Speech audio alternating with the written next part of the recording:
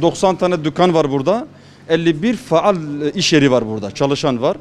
Bunların mağduriyetinin giderilmesi gerekiyor tabii ki ilk önce. Bizim şu anda çaba sarf ettiğimiz bu kardeşlerimizin mağduriyetinin giderilmesidir. Çok şey var fakat ne diyelim? Yani o sıkıntı da var tabii. Mesela sen kalkıp sadece bir yer için, otopark için koca bir binayı yıkacaksın. 51 tane esnafı yanında çalışan 2-3 kişiyi işsiz bırakacaksın. Evet. Burayı yıkmak için para gitmeyecek. Tabii. Ya bir müteahhide verecekler. Maşallah. Selamünaleyküm. Bayram, aleyküm, hayırlı olsun. Nasılsın? Allah geçmiş olsun, Allah kefaret etsin. Allah yardımcınız olsun inşallah. Hürmet ediyorum, Allah razı olsun. Esselamu aleyküm. Başka zamana bir geliriz inşallah. Allah yardımcınız olsun. Estağfurullah, hürmet ediyorum. Allah sana bu sıkıntı gidersin inşallah. Siz dua edin. Bir yeriniz olsa bir söyleyin. Allah razı olsun. Estağfurullah.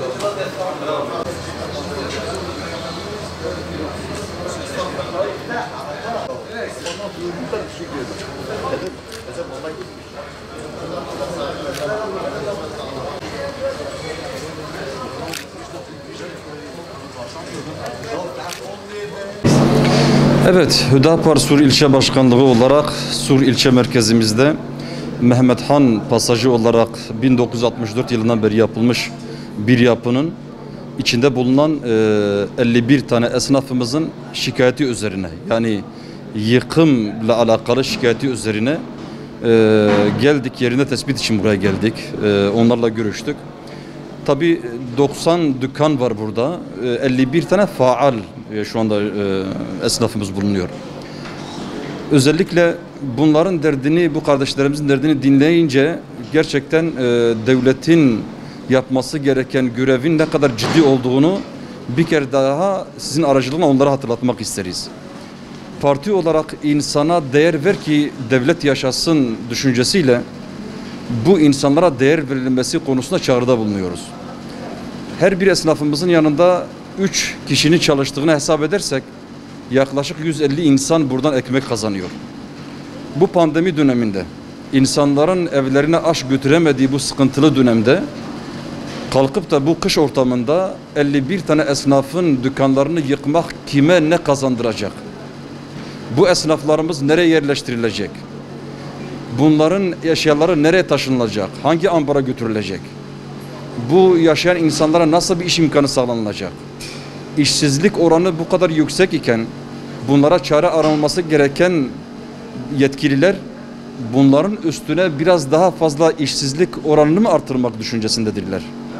Bundan dolayı parti olarak ciddi anlamda bunun üzerine durulması gerektiği düşüncesindeyiz.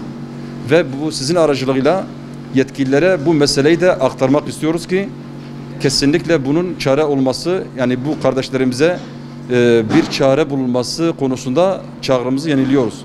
Ki bu pasajda bir de Diyanet'in de tayin ettiği bir mescit var. Yüzlerce insanın cuma namazı kıldığı bir yer. Camileri, mescitleri onarmamız gerekirken acaba cami mi yıkacağız burada? Buna da dikkat çekilmesi gerekiyor. Tabii bu kardeşlerimizin sesine ses olmak için biz parti olarak sürekli bu kardeşlerimizle beraber olduğumuzu yetkililere deklare ediyoruz. Bu da böyle bilinmesini isteriz. Yani öncelikle burası sağlam bir bina olmadığı düşüncesiyle, iddiasıyla yıkılması kararı aralmıştı. Bundan vazgeçildi.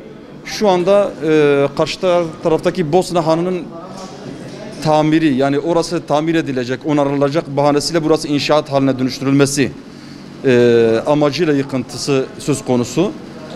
Yani eğer böyle olsa bile bu insanların, burada yaşayan esnafların bir yere sığdırılması lazım, yer bulunması lazım ki 30 yıl, 40 yıl, 50 yıldır burada esnaflar var. Yani burası tarihle özdeşleşmiş esnaf var. Bu esnaflar nereye gidecek? Yetkililere şunu sesleniyoruz. Bunların dükkanlarını almayın, yıkmayın.